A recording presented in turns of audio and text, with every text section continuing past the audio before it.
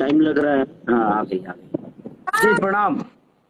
प्रणाम प्रणाम। एक मिनट फिल्टर लगा लूं। चलिए थैंक यू कि आप टाइम निकालिए, फाइनली आप शूट पे हैं, हम समझ सकते हैं आपकी चीजों को।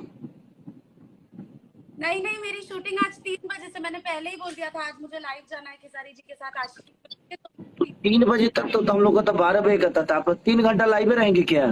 नहीं, अभी आधा घंटा 1 घंटा लाइव रह के फिर 2 घंटा मेकअप भी तो करना पड़ता है। शूटिंग थोड़ी फिर